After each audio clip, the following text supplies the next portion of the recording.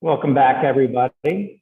So in chapter 16, we actually start to look at the claims that can actually be tested. However, every single one of them can only be tested partially or indirectly, or inconclusively.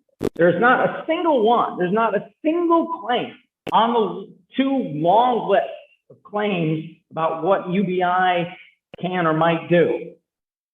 There's not a single claim that is, there's not a single claim that we can straightforwardly answer with a test that will tell us, yeah, this is the answer. This is what will happen. Not a single one. But the ones that it can test at least partially, indirectly, or inconclusively, or all three, are the welfare claim, parts of the economic equality claim, the reduced social cost claim, the labor effort claim, the affordability claim, the poverty trap claim, the harm to workers claim, the benefit to workers claim, the widespread benefit claim, and the cost effectiveness claim. I will look at all of these in a little more detail, or most of them in more detail, to see what the test can say about them and what they can't. The welfare claim, the idea that UBI will raise the welfare of the recipient of net recipients. There are several ways we can look at it. One way economists might do it is maybe a bit oversimplified. You assume, well, if you got more money and didn't have to do anything more to get to it, you must be better off. That's just true by assumption. And that's not necessarily true in everyone's eyes. Not everybody. Chen, your mic's on. There you go. All right. And so it might be good to look at welfare indicators. And philosophers, social workers, sociologists, and even economists have, I think, done a good job of coming up with a good list of welfare indicators. These indicators, people have taken the indicators of welfare and put them into indexes. And there's several good welfare indexes that are out there. And we can use the indicators, just an ad hoc look at the indicators, and we can use the indexes that are built out of the indicators to get a nice number. Economists love numbers. We also can use qualitative discussion of the meaning of the index, the meaning of the indicators. However, the welfare claim is going to be greatly affected by community and long-term effects. UBI tests will measure some of it, but not all.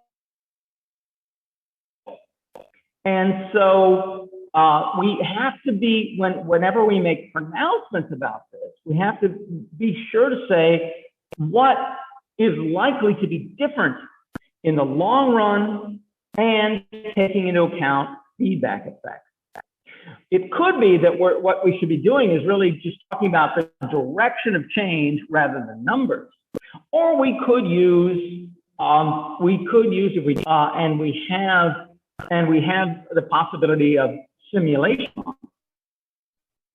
We could actually try to model the effects and use a simulation model to see how welfare indicators are going to go once supply of labor changes, and then we get a demand response, and we get higher wages and greater working hours after that, and other community effects happen. If we get any of those we can model, we could look at in a simulation model. It might help.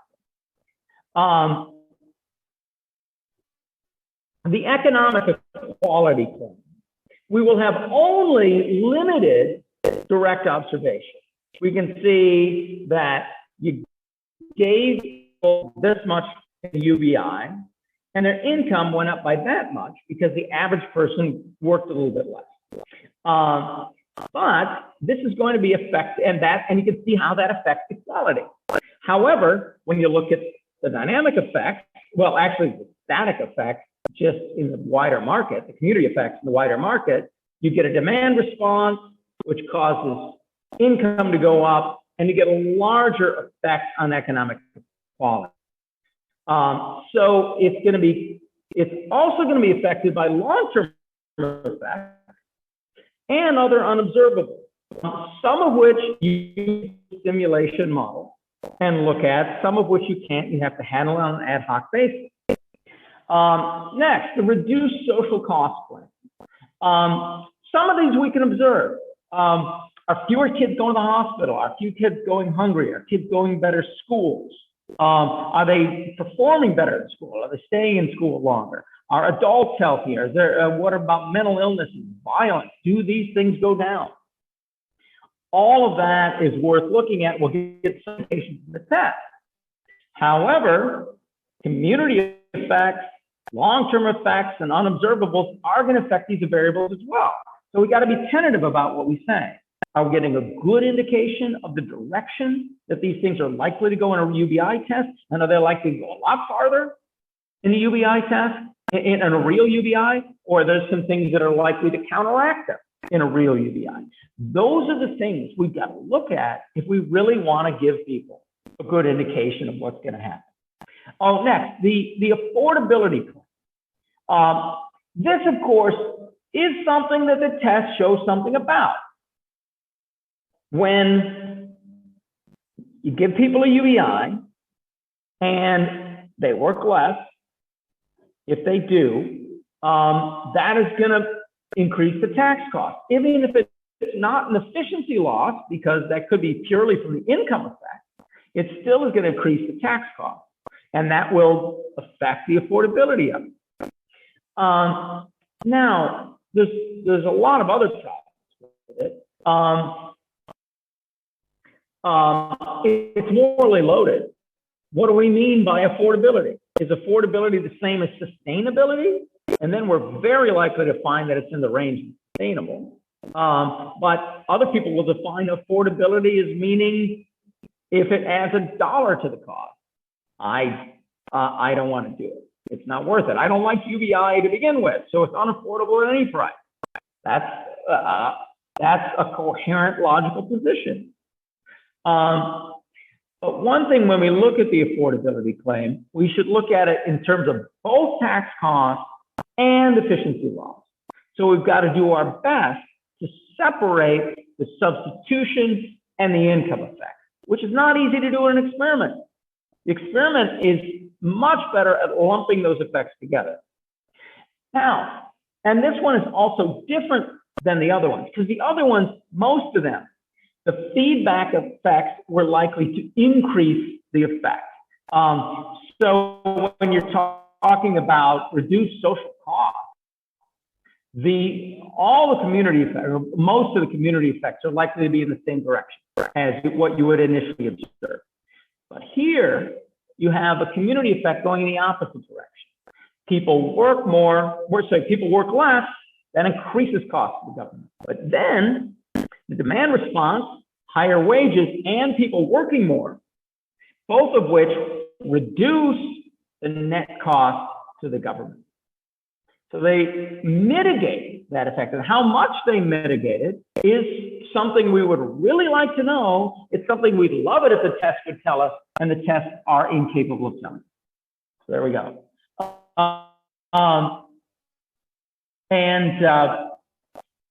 So we've got to deal with those feedback effects if we want to get any realistic picture of what's going on here. In this, people have in the past used simulation models, and I would recommend to anybody running a test in the future that they use simulation models.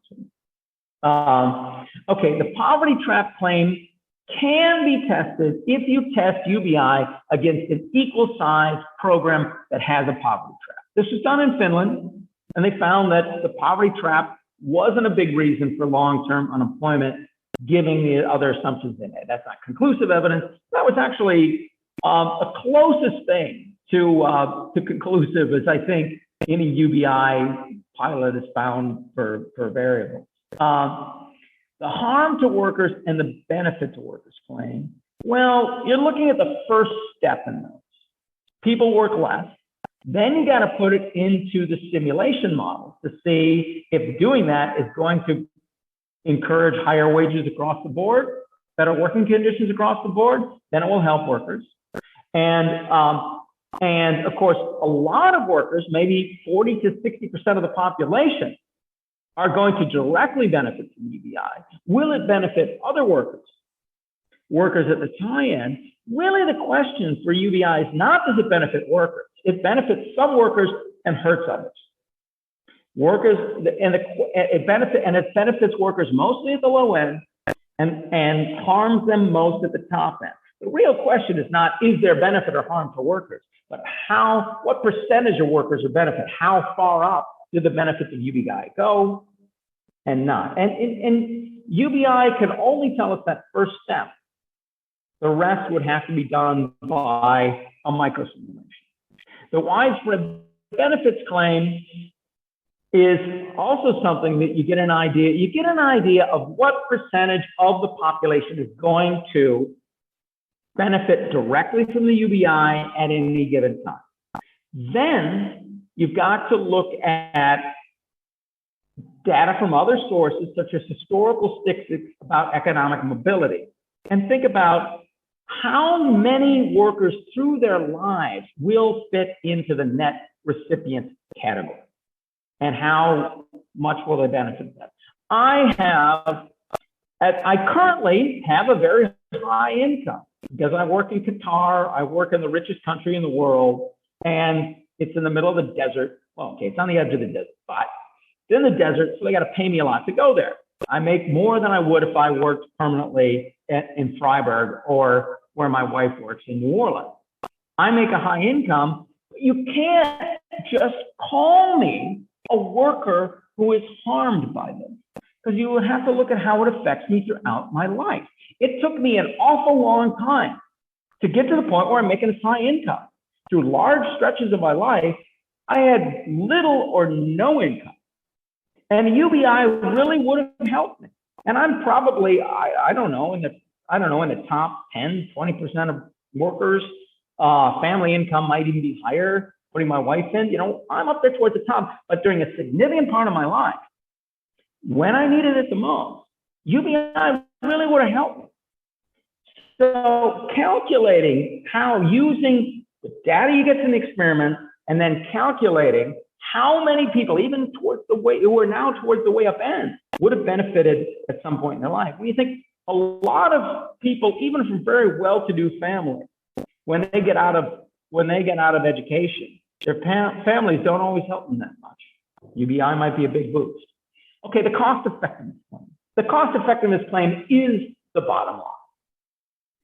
You got to put all of these things together. All of the things we've learned from all of these tests that I suggested throughout the last 3 chapters, put them together to come up with some idea of cost effectiveness.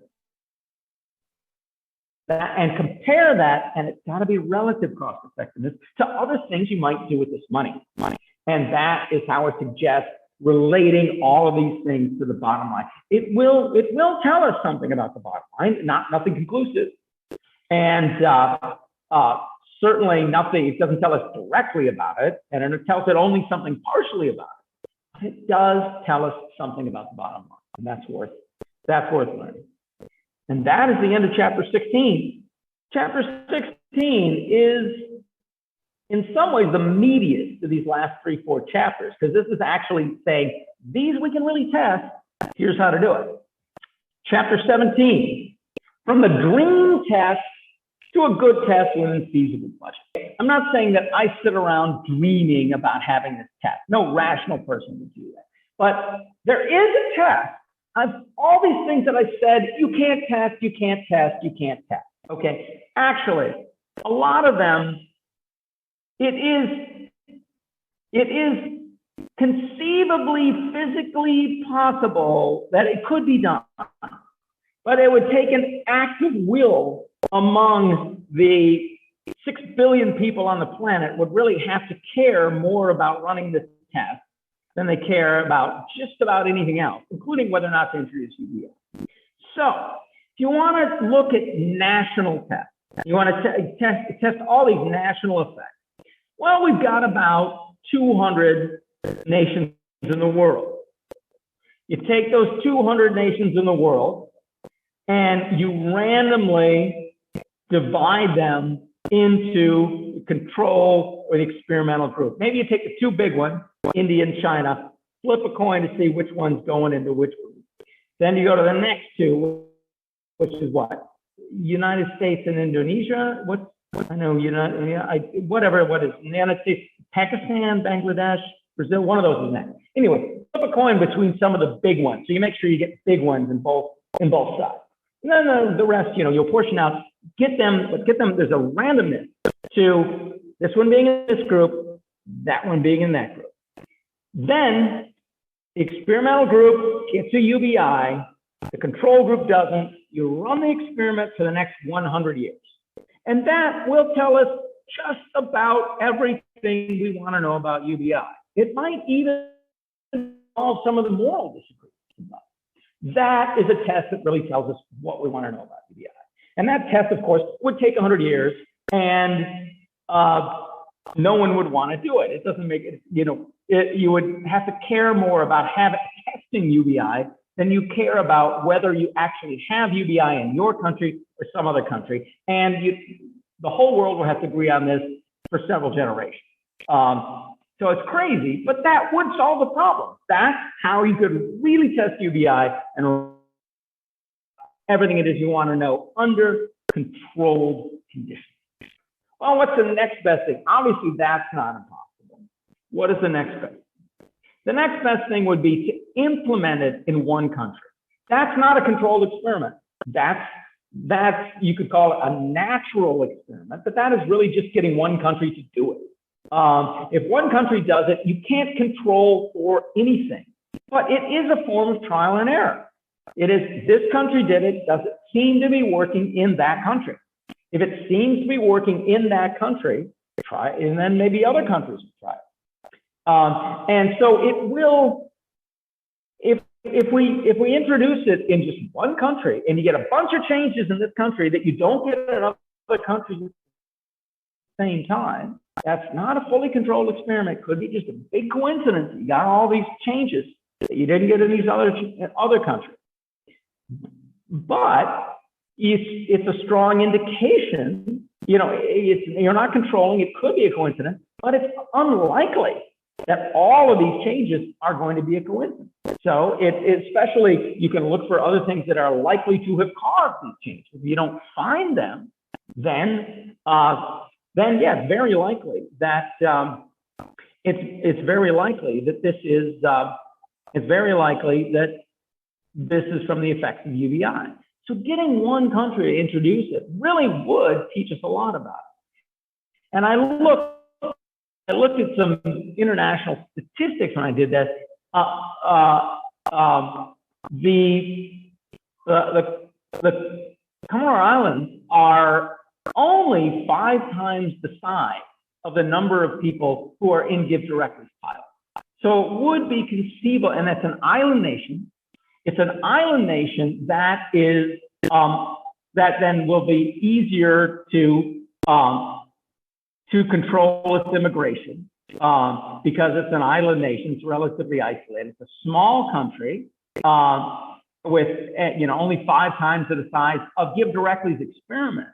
If we could get people, instead of Give Directly, to just move there and get 5 times as many people to donate, we could conceivably get a UBI in the Comoros Islands. And if we did that, then we'd have some idea of how it works on a national scale. We'd learn a lot more from that than we do, more than 5 times as much as we will from Give Directly study. I doubt that's going to happen, but it is possible. I mean, one country in the world could just decide to do it on its own at any time.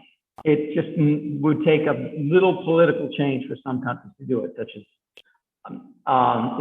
people look at it quite favorably in Finland, Iceland. It's still not ready to go to get introduced in those countries, but It wouldn't take a huge change in politics to make that happen.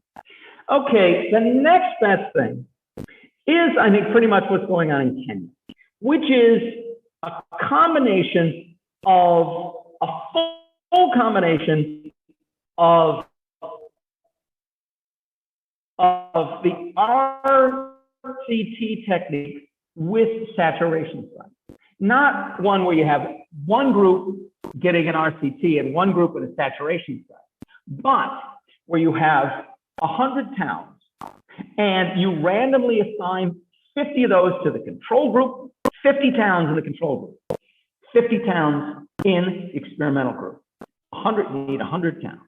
And each town's 1,000 people, that's 100,000 people. Now, Give Directly is 15,000, which is doing, but Give Directly is doing it. It is doing random assignments by village, rather small villages. Some of the villages are 100-200 people.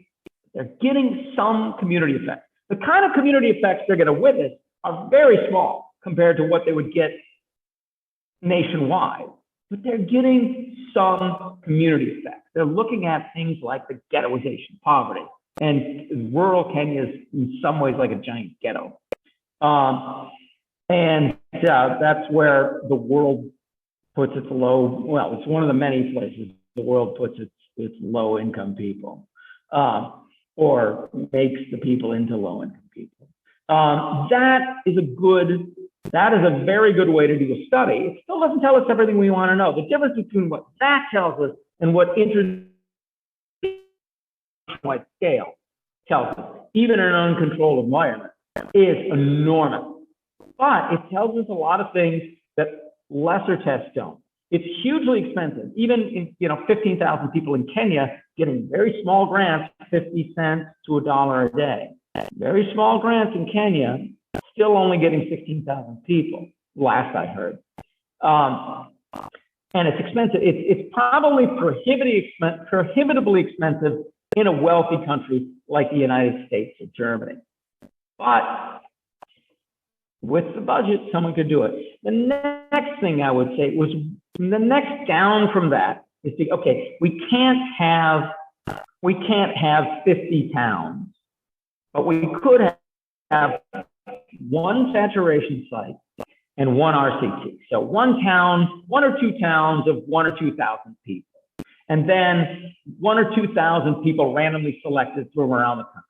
You compare your RCT results to your saturation site results.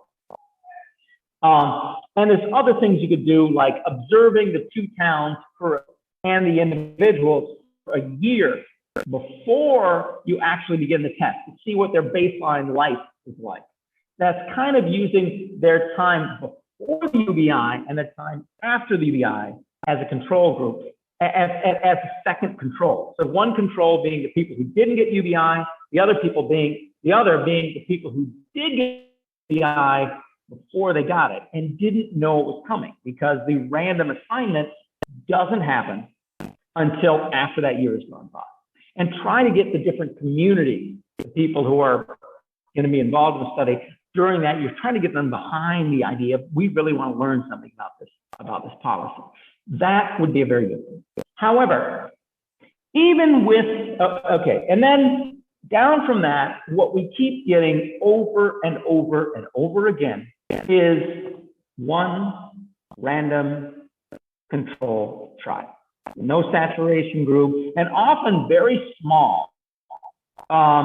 The experiment that's going on here in Germany is only an experimental group of less than 150 people, because that's what they have the budget for. They're doing the biggest experiment they can with their budget. They're hoping to get a budget to do a second, larger experiment.